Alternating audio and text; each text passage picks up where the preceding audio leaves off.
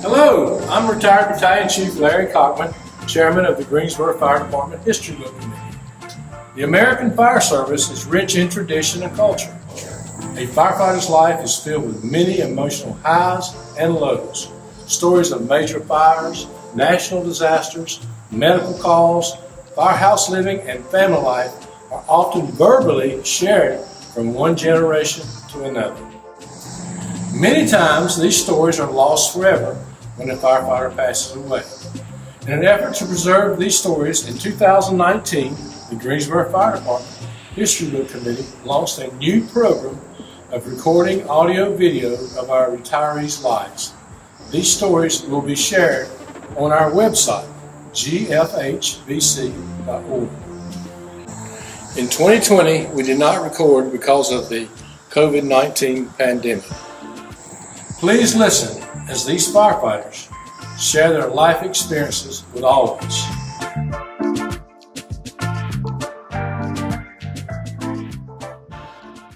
My name is Robert E. Johnson. E is for Eugene, and my age is too old. No, I'm 61. I was born on December the 25th of 1961. I was a firefighter for 30 years, and when I retired, I was at Station 43. I was on ladder 43, and I was an engineer. They used to call us drivers, but I was an engineer. When I finished, they deemed me engineer extraordinaire or driver extraordinaire. I am born and raised in Greensboro, North Carolina, right here. I am not related to any of the fire department members, even currently. Before I became a firefighter, I did several jobs. I was in construction. I had just recently been married, got married in 1985 to Gloria Poole at that time, and was kind of searching for my place in life. And I was working right before I got on the fire department with A Breath of Spring, which was a carpet and upholstery cleaning company. And Donald and Patsy Pumphrey, who were friends of mine. And they had friends in church and in our church where we all went together. And there were a lot of firemen there. It was Langford Memorial Baptist Church. And you know, they asked me if that would be a good thing for me to do. Do you think you could be a member of the Greensboro Fire Department? I said, well, I don't know. And I tried 4 years running, and I finally got hired after 4 years of trying. And that was in 1989 when I got hired. Well, some of my hobbies, that's kind of a broad statement or broad question, because I've always tried to be multifaceted. I've always tried to endeavor into different things to try to learn. And my hobbies consist of writing, leather work. I do custom leather work as a hobby. And I also play instruments. I went to school to be a music major at college, at Limestone College in Gaffney, South Carolina. And up to that, Played in high school bands, marching band, pep bands. Did some solo work at church. Almost every Sunday I would sing something or play something. Play guitar, trumpet, harmonica. Really any instrument, I'll try it because I love music, and I love to try to make my own music. It kind of makes a statement of who I am, and it kind of gives me purpose every day of my life. I have 3 goals in my life as a Christian, as a firefighter, and as a husband. I want to learn something. I want to teach something. And then I want to make somebody smile. If I can do that, I'm a success. And getting hired on the fire department was a success for sure. The process when I was hired was you had to do an application, and it was a very extensive application. You filled that out and you turned that application in, and it would run through the city, and then it would go to the fire department. Once it got to the fire department, then they were able to start doing your background search and talk to people that knew you. They were talking to people that I had forgotten I even knew or that knew me. And so, eventually after, like I said, 4 times trying, that 4th time was the charm. And the people that were in charge of the interviews, they, like I said, talked to people all around. And people say, hey, I just talked to somebody about you and maybe trying to get on the fire department. I said, yeah, it'd be a great thing if I could do it.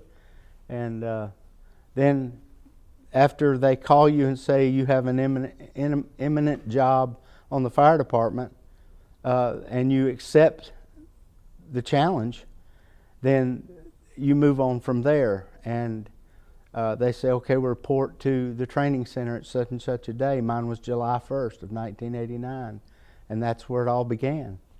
Not only talked to my wife about me being hired, but they talked to my mom, they talked to friends that I had. Like I said, people that I don't even remember. She's my biggest supporter, and she's the one that I bring everything home to, whether it's good, bad, or ugly. We talk about things, and we don't leave anything on the table. And I know that when they talked to her, she gave them probably my best attributes, I'm sure. But it's because of the connection that you have when you're married. When you're married, you become one. And so when they talked to her, they were talking to me. And they probably knew that right off the bat. My starting salary on the Greensboro Fire Department was $16,644 a year. When I started on the fire department, I had a part-time job, and it was, some of them paid and some of them didn't. But I worked mowing grass with David Birch. That was probably my most enjoyable. We would go and mow all day and just have a blast, and then get paid to do it. And plus the fellowship that we had, and also as a part-time job later on in my career, I worked at Cardinal Lawn Garden and Hardware, and that was a place where there again, that was some friends from my past that we had rekindled our relationship, and they worked there, and it was just like one big happy family. So that's what I did, because you had to have a little help as far as your income, just to make ends meet sometimes. But it wasn't about the money. To be a firefighter is a calling. It's something that when you get that call, whether it's for you or not. Sure. I remember the names in my training class, at times they fade away, but they're always there in your heart and in your mind. Chris Barracks, Bobby Brown, that group of people. There was a lot of them. I've got them on my phone. I could bring them up and just read right through them if you wanted me to. But Rick Merle is one to remember for sure. Rick Merle was a gentle giant. He was a strong person. He was spiritually strong. He was physically strong. He was mentally strong. And Rick Merle will be missed. Jackie Spoon. That's another one that you just don't know why sometimes, but God's got His reasons. And then there's Jackie Beard, all in my class. That's sometimes hard to swallow. Funny stories in my training class. There were several. We did a lot of running, and while we were running, there was some cutting up and some antics that would take place. And people would run so hard that they would get sick sometimes. And we would kind of laugh that off and try to help each other out and pat them on the back and say, let's keep going. We got to keep going. And there was some inspiration there in some of the class. Mentioned Jackie Beard. He was my inspiration. He was the oldest guy in our class. And probably one of the funniest things I can't even talk about. On one of our runs, there was some antics that took place, and to this day, people still talk about it. And if you know about our training class, you know what that antic was in our neighborhood run. So I'm not going to mention that just because I don't want to step on any toes. But Been there and done that. yeah, it's just one of those things you just keep to yourself. My definition of brotherhood and sisterhood is sitting down at the kitchen table at the firehouse. Probably the most important part or time of your shift. Because regardless of what calls you go on or don't go on, when you sit down at the dinner table and whoever's cook day it is,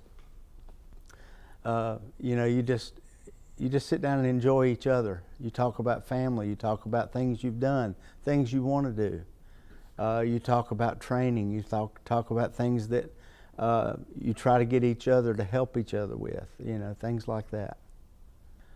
Well, to make a difference on the fire department, it takes team. You can't do it by yourself. But there are many things, many memories in my mind that give an example of what it is to be a firefighter. You never know what you're going to be faced with next. And it's not for everybody. To be a firefighter is something that you first work at, but it's also in your heart right from the beginning. Mine started, if you want me to tell that, mine started when I was just a kid. I was probably 10 or 11 years old, and I heard sirens. I lived on Paddington Street in Greensboro, and I hollered to my mom, and I think my brother was there, and she was holding the dog, and we went out on the back porch because we heard the sirens behind the house. We went out on the back porch and we looked through, and down, I think it was on Saxton, there was a 2-story house on fire. And we were just, all of a sudden, we turned to watch what was going on.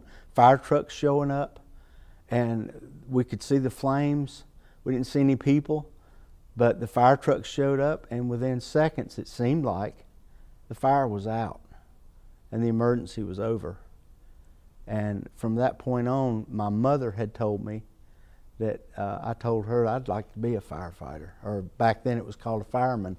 We were firemen, and now we're firefighters, which is great. But my first station and my first apparatus assignments were at Station 12 on Pisgah Church Road, which is now 40. And my first apparatus was Truck 12. That's what we called it back then. It was Truck 12. It was a stick. It was a 100-foot stick, 1964 American LaFrance. And it was yellow. And everything on it was manual. You had to put the outriggers out and turn them down by hand. Everything you did was by hand. My job was to grab the 3-inch hose out of the trough and run it up the ladder and attach the nozzle and the hose, and then drop the remote control, which is what I always tell people. I was in charge of the remote control, which was 2 ropes, and you dropped them off of the end of the nozzle, and that was how you controlled the flow of the water out of the nozzle from the ground. My feeling on the color of a fire truck is a fire truck is supposed to be red. From everything you ever read in any books or on television, you see the red fire trucks. So that's what color they're supposed to be. Now the yellow was supposed to be a safety thing. They were supposed to be easier to see, and people would notice them quicker and get out of the way, and it didn't happen. We got the big lights and siren and the big horns, and if they got their radio on riding down the road, they're not going to hear the horn, they're not going to see the light, they're not going to pay you any attention. But see the light, pull to the right was one of the best things that ever happened, because once that became public knowledge, everybody started doing it, and it really helped the situation. Because if you've got a fire truck or EMS or police coming to your rescue, or a loved one, you want them there. You don't want them stuck in traffic. So the yellow fire truck, that was something else. They eventually changed them and painted them back, but it was almost embarrassing. Oh, yeah. It was almost embarrassing. Plus the trucks were so slow back then. We got outrun by a 10-speed bicycle on Isaac's place. That was kind of neat. My first captain on the ladder truck was Junior Allen, and he was a workhorse. That guy wanted to work all day, and he wanted to do projects, which was really fun. And as a rookie, that really made the day go by when we would do or help each other with projects. The captain on the engine company was Roger Collis, and I built a rapport with both of those gentlemen. They were mentors, both on and off the job. They were both Christians, and that makes a huge difference in a person's life. And they always tried to instill positivity in everything we did at Station 12, even though back then we were a slow station. But it was a good time. Well, they started me out, Roger Collis and Junior Allen. They started me and Bobby Mitchell. We were there together. It was a great place to start because we had a squad there. We had a ladder truck. We had a pumper. We had a lot of versatility right there at that one station. My nicknames that were given to me through the years, I always laughed them off. It's kind of funny because I'm Robert. When you see me, you know that's Robert. I'm going to be the same today, tomorrow, the next day. It's just who I am. And Gary Church, love him to death. Great guy. wonderful Christian man, one of the best examples anybody could ever know. He called me strange bird. And it's one of those things where that was a compliment to me. Yeah, I'm a little different from the average bear. There's no doubt about it. I try to enjoy life. I would come into work whistling. I couldn't wait to get to work every day. And I'd come into work singing, and they'd go, man, you know, can you hold it down a little bit in there? I said I would if I could, but I can't, so I ain't. You know, so I just kept on getting it, and like I said, I want to make somebody smile. Well, I was sitting in the kitchen. Some of the pranks that happened in the Greensboro Fire Department were antics at best. But one of the funniest ones that I remember, and I don't know how they came up with it, but a fire extinguisher was involved. Not a fire extinguisher, it was an air tank. And somehow or another they rigged it to where they had this batch of flour. And on the Rookie, they released this air from the air tank, from our SCBA tank, and it blew flour everywhere. Well, that just was, everybody cracked up because the Rookie was just covered. I'm not going to call any names, but the Rookie was just covered in flour. And it was just a funny situation. But the best part was we all got together as a crew and we cleaned it up. And the cleaning up process was probably better than the antic itself because we just had a blast.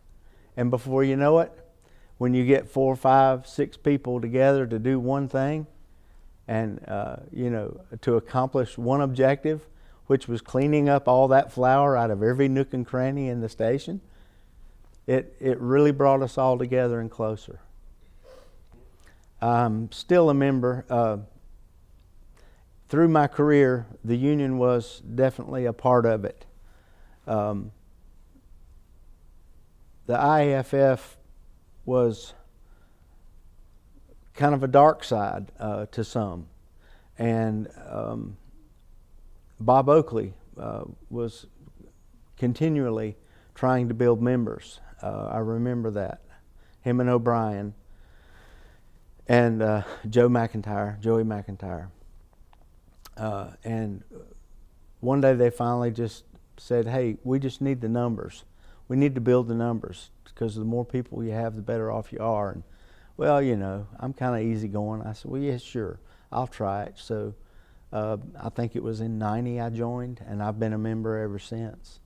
You know, some of their political views I don't agree with, but the IAFF has done a lot for the fire service, and they've done a lot for Greensboro Fire Department, and now it's growing like leaps and bounds. 99% of the fire department's union. Yeah, it's just incredible because we were fighting to get 25 people, I think, or 30 people back then. Firehouse living is something that the average person can't really imagine because it's a family away from your family. When you come in the morning, you do your routine. You have certain jobs that you have to do, and you get those jobs done. You help each other do their jobs, regardless of what they are or how long it takes, unless you're interrupted by a fire call or a medical call. You get all that done, and then you have some downtime, and then there's usually a class that somebody has to teach. One of the firefighters has chosen, hey, you teach class today. And we all would sit in the classroom or an open area, depending on what station we were at. And we would go over certain criteria of events. If we were coming up on an EMT class, we would go over maybe what was going to be in that EMT class, or if we had a test coming up. It seemed like almost every shift we either had a test or some kind of a class or some kind of a video to watch just to keep up with our certifications. In most fire stations, cooking is prevalent, or was back then. We cooked at least 2 meals, if not 3. We had certain fellas, and I was one of them, that loved to make biscuits. And that was our breakfast a lot of times. They'd put, honey and butter together and mix it all up and pour it all over them big old cat heads. And they always wanted me to make the biscuits. But yes, everybody had a cook day, is the way we divided it. And if it was your cook day at most fire stations, I can't speak for all of them, but at most fire stations you had a cook day, and you would be in charge of going to the store, or you could go the night before, or at certain times in my career you could take the fire truck and go to the store. There were also certain times in my career that you couldn't take the fire truck and go to the store, so you had to go the night before, or have somebody come in and work for you so that you could go to the store to get groceries if you forgot them. So then we would plan the meal, and whoever's cook day it was, they would plan the meal and go ahead and fix 2 meals, lunch and supper. Lunch was always at 12, supper was always at 5. And if a lot of times we get sat down at the supper table, and the food was coming out, and we'd all have our plate ready, and somebody would mention, "Old Glory still flying out front of the station," and the rookie would jump up and run out front and put the flag down, and we'd all cover his food up so it wouldn't get anything on it, or it would try to stay warm, so he would get the flag brought down before it got dark. But 5 o'clock was also the time you brought the flag down. But yes, we all cooked and all pitched in. Some were better cooks than others. Was you a good cook? I consider myself a decent cook. What was your favorite dish? Well, my favorite was the spinach braid, probably later time. Spinach braid had chicken, spinach, cheese, onions, rice, and it was wrapped in a pizza dough. And then you would braid the pizza dough over. It looked like a loaf, and you would braid it over that loaf and glaze it with stirred up egg, and I guess, what do you call that, butter in it, and you'd put it on there, and when you put it in the oven, it browned up as pretty. And that, I'd make those. I'd usually make 3 or 4 of them, and they were as long as the pan and almost as wide, and they would get gone pretty quick. A lot of times people didn't want onions in them, so I'd make one with no onions. Well, the dorms and the cubicles, the differences in the two, they speak for themselves. Cubicles, what does that tell you? You're cubed off. You're isolated. The dorm situation, we were all in there together. All the beds side by side. We could just sit on the edge of the bed and converse and enjoy each other and just have a good time. And if somebody had something they could input into a conversation, then it was open to do so. Nothing was hidden. Everybody knew pretty much everything about everybody else back in those days. And when they started putting the cubicles in, I feel like it became a division. Yes, people need their privacy. I get it. But there's places in the station you can have privacy. You can go outside. You can walk around. You can spend time alone, as long as you're not away from the radio. But the cubicles isolate each individual. And when I came on the fire department or in the fire service, it was presented to me that we were a family. And families stick together. Families are not isolated and put in cubicles and divided. There are pros and cons to these cubicles, but I personally enjoyed the open dormitory effect. When you walked in the door, you saw everybody. When you walk in the door where the cubicles are, you don't see anybody.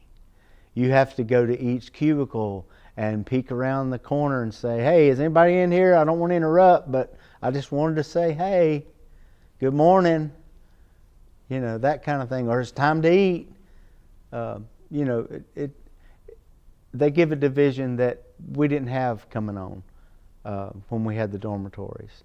When you had the dormitories, if you had anything to say to anybody, all you did was open the door and stick your head in. You could talk to everybody right then, and it was really convenient and enjoyable. Well, as far as families and gatherings and togetherness in the fire service, you've got two separate families. You've got your fire service family, and you've got your family at home. A lot of times when you mix the two, it just becomes better. If you have the ability to share with your family what you do for a living, that you're actually helping people, and that you have a purpose, and that when you come home, you have your family life at home. At the fire station, you have your family life at the fire station. When you bring the two together, it's a special time, because you're sharing intimate details sometimes about the people you care about. And all that's doing is building relationships. If I ask my wife, hey, did I tell you about such and such and so? No? Well, let's sit down and we'll talk about it. Because I want you to know what's going on. We didn't share, calls and things like that, because I left that at work. When we had bad calls, they stayed at work. It wasn't something that I wanted to take home and share it with my family. What they needed to know was I came home safe and everything was okay. And that was the most important part of that fire department and family togetherness. Some of the calls that are clearest in my memory are the ones that made a difference. The ones where you go on CPRs and it's a success. Those medical calls made a difference. There were those medical calls that you got where some little old lady in the middle of the night was lonely, and you as the fire department would show up, and there's really nothing wrong with them, so you'd have to cancel EMS. But because firefighters care, and they have a heart like none other, a lot of times we would just sit and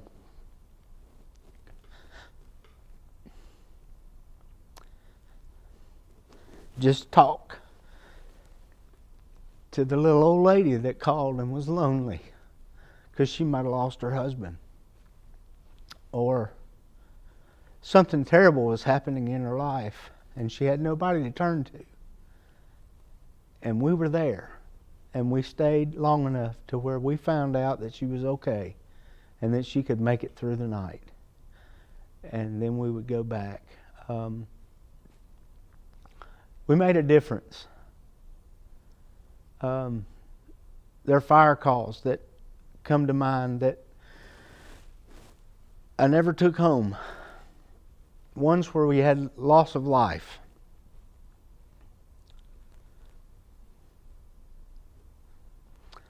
Children.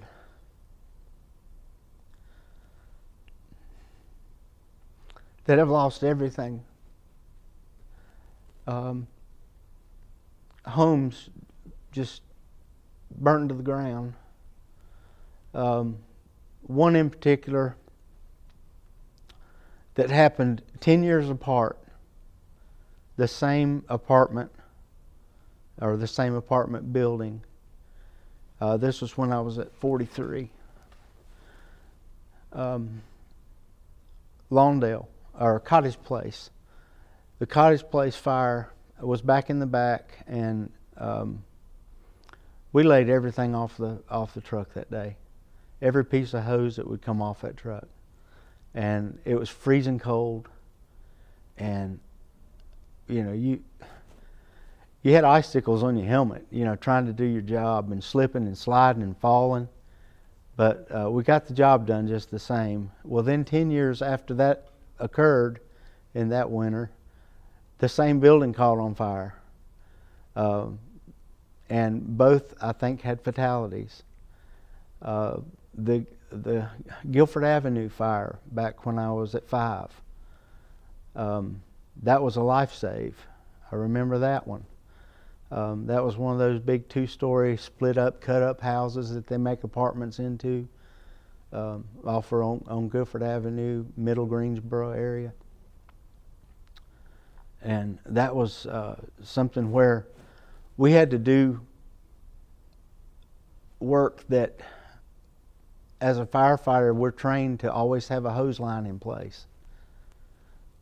But we laddered that building and went up the ladder, and we could see the victim. And we didn't have a hose line in place, but we could see the victim. So we made the decision to go in and retrieve that victim, and she lived to tell about it. And I go back to what I said before. As a firefighter, you have the opportunity to make a difference. You have the opportunity to make a difference in somebody's life, somebody's livelihood, maybe your own. You have an opportunity to be something bigger than you ever thought you could be.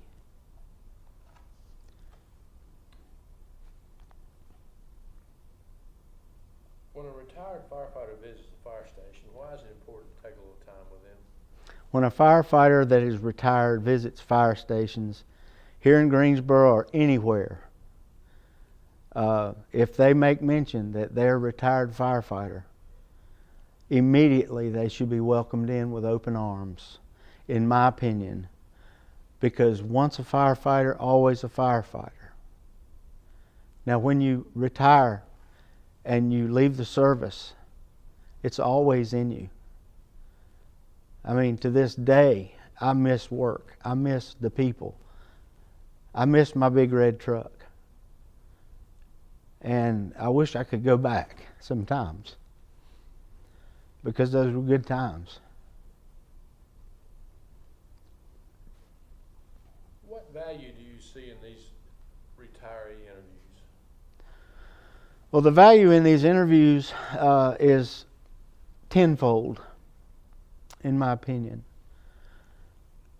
It gives the opportunity for us as retirees to express some of the heartfelt feelings that we've had through our career that, as being rough and tough firefighters, we weren't supposed to talk about, or we just didn't talk about, because you were supposed to be able to handle stuff and be that tough firefighter. And these interviews are opening doors. They're good questions. They're opening doors where we can discuss feelings, emotions, activities, and accomplishments throughout a fire career. And a fire career is unlike any other career in the world today, as far as I'm concerned. You remember your first fire call or emergency call, whatever, and where was that? My first fire call was on Parkmont Court at Station 12, or from Station 12. Tom Sladke was the driver. I was on the back of the truck. And let's see, I was riding the engine that day, as a matter of fact. And that's why I was on the back of the engine, because we had somebody out. So I filled in and rode the engine that day. And we went to Parkmont Court, and it was a house fire. And we pulled up. Nobody else had gotten there yet. The ladder was on its way. And Tom said, "Grab that booster hose." And so I did. I did as I was told. And we went in and we put the fire out with the booster hose. Then we came back out and we said, well, you know, we might ought to put air pack on before the chief gets here, so we won't get in trouble. But we just did our job. You know, we went in. It was a pretty, you know, put the wet stuff on the hot stuff, and the hot stuff goes away. And it was pretty simple, but to me it was exciting. My first medical call that I can remember, also at 12, was a drowning. And it was basically right across the street at one of the apartment complexes. And that was not a good outcome.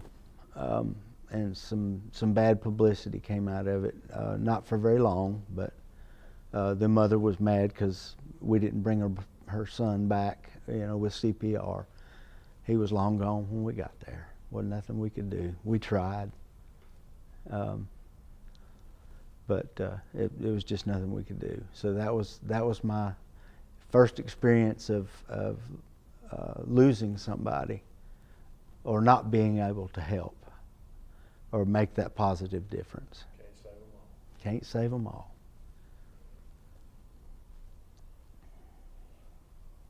You're making me emotional. You're doing good, Robert.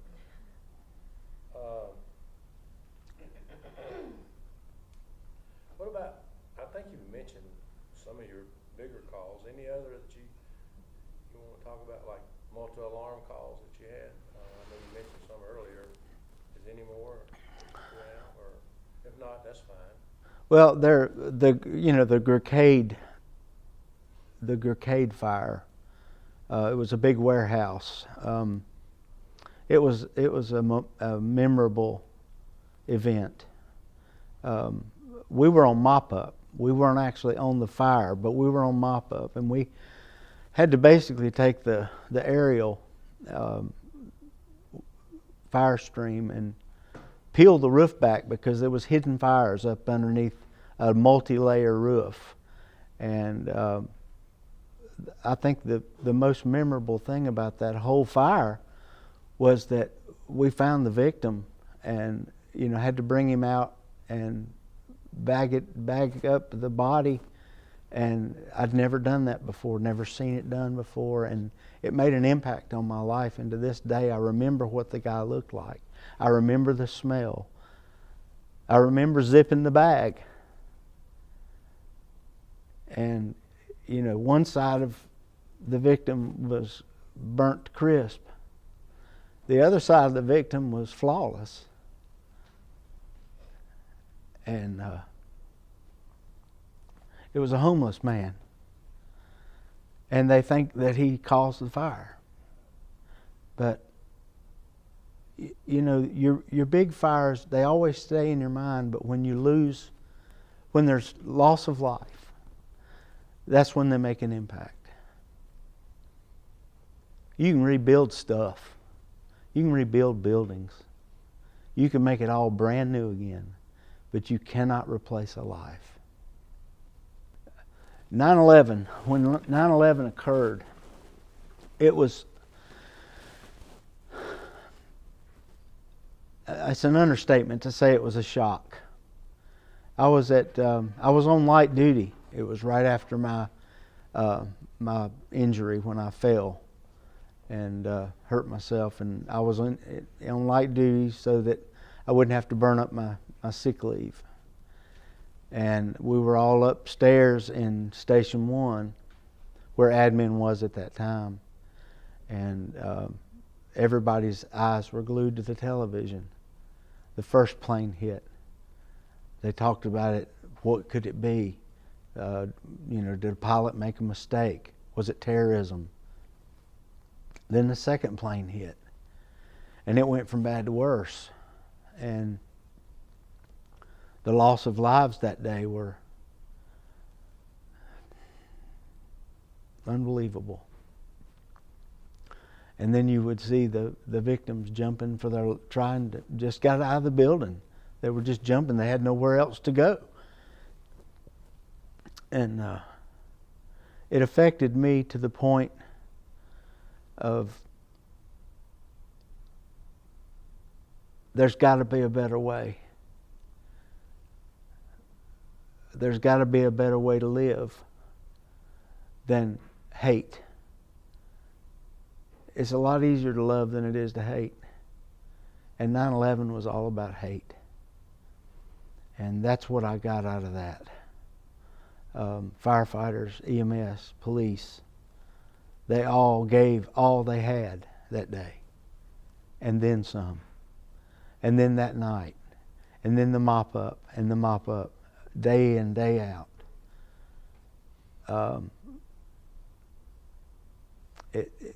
It's an impact that our nation,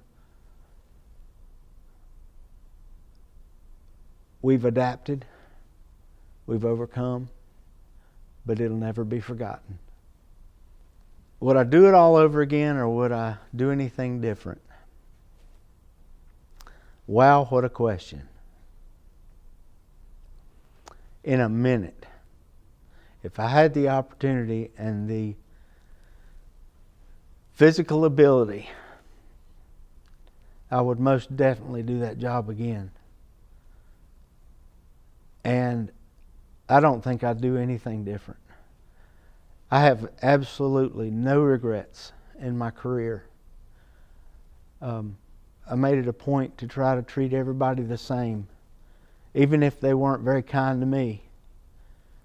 And I had some of that. Everybody has. When you got people that are just bullies. And it happens in every job situation.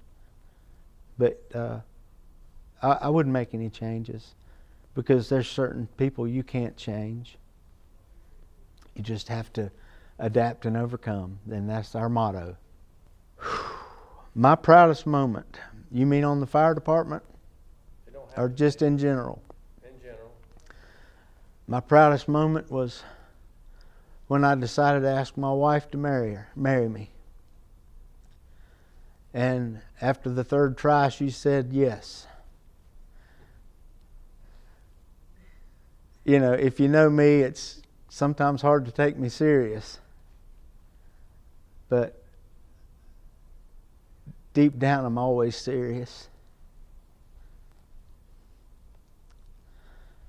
The next one was when I got hired on the fire department. I had my family, my wife, my mom's support, my brothers, my sister. Everybody was rooting for me. I just felt like it was something I needed to do.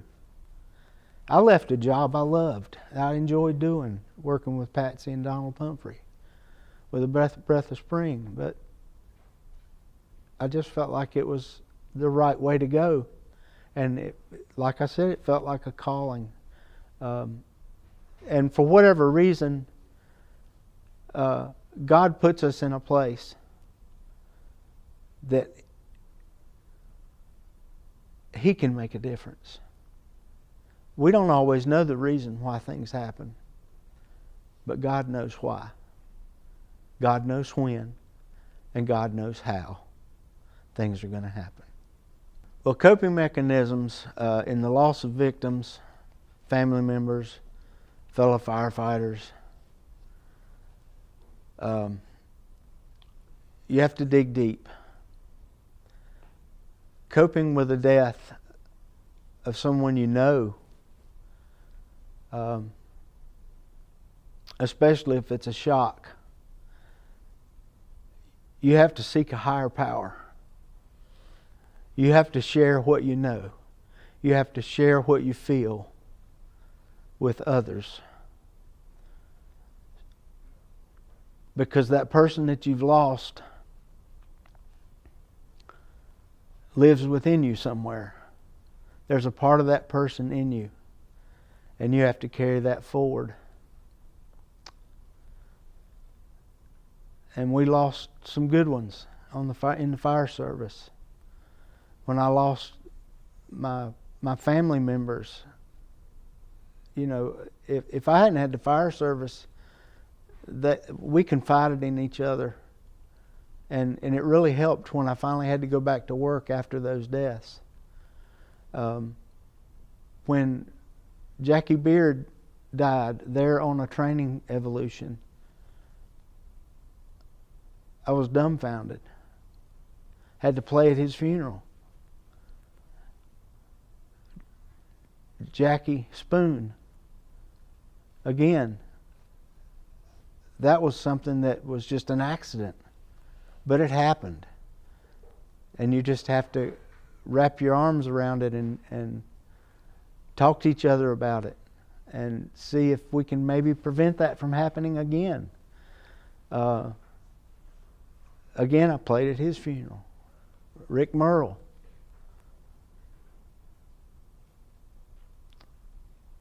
An accident. Those sudden ones are just hard to swallow. You wonder, why them? Why did that happen? But it's not our place to figure out why. It's what good can come out of it. That's what we have to concentrate on. And that's what we have to share with each other to build each other up. Because we're here to encourage, not to discourage. Most significant change in the fire service, in my opinion, is equipment and technology. Like I said from the beginning, I was putting the outriggers down by hand. It was my job. I had to take the hose up by hand. I had to drop the rope by hand. The technology, as far as the equipment, the trucks, your rescue equipment, it's all gotten better through the years. And finally, the computer systems that have come about, they were hard to accept.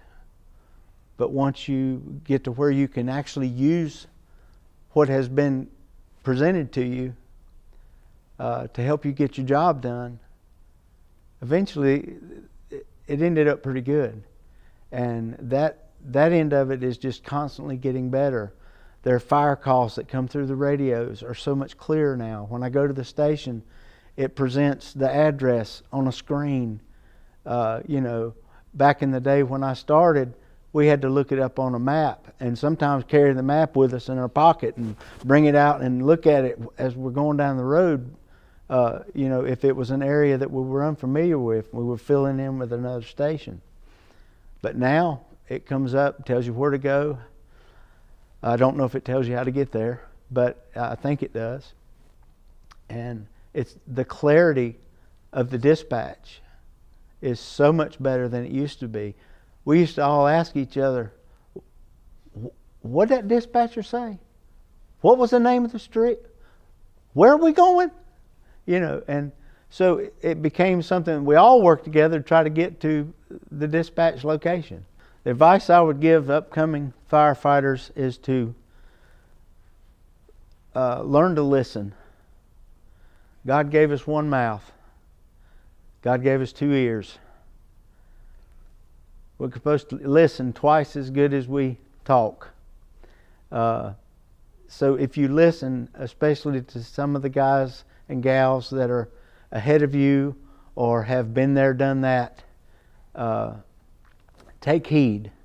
Learn from the ones that have come before you and try to help everybody you can in things that you know and want to achieve. And if you help each other, you're going to be successful in your career from start to finish. What I would like for the Greensboro Fire Department to remember about Robert Johnson is that I was available. I was willing. That I was the same whenever you saw me.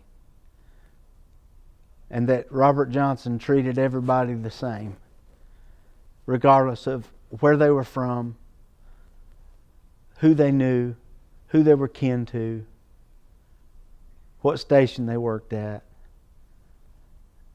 That they would always see Christ in me. That when they saw Robert Johnson, it went, oh God, here he comes. I wouldn't want that. I would want them to know that I'm there to be a part of whatever's happening, and just enjoy our time together. I'd like for my family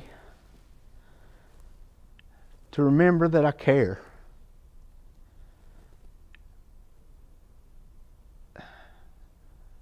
That I love each and every one of you.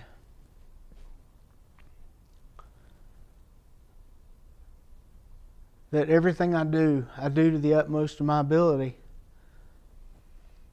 in hopes that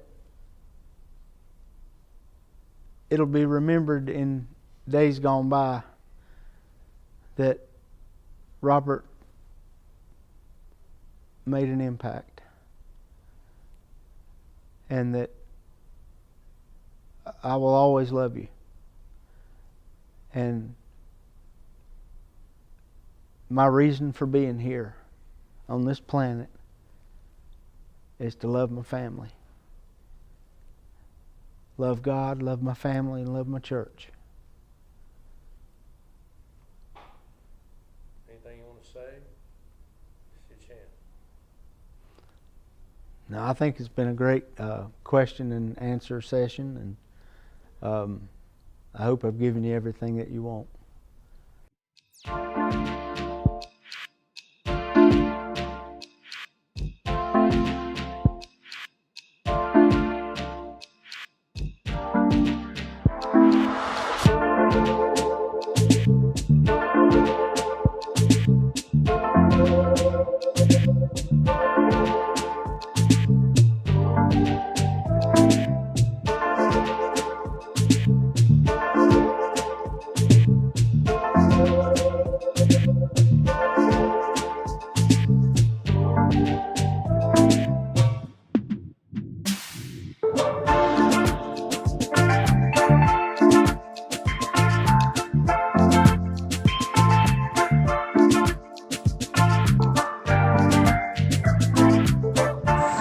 Hello, I'm retired Battalion Chief Larry Cockman, Chairman of the Greensboro Fire Department History Book Committee. The American Fire Service is rich in tradition and culture. A firefighter's life is filled with many emotional highs and lows. Stories of major fires, national disasters, medical calls, firehouse living, and family life are often verbally shared from one generation to another. Many times these stories are lost forever when a firefighter passes away. In an effort to preserve these stories, in 2019, the Greensboro Fire Department History Book Committee launched a new program of recording audio-video of our retirees' lives. These stories will be shared on our website, gfhbc.org. In 2020, we did not record because of the COVID-19 pandemic. Please listen as these firefighters share their life experiences with all of us.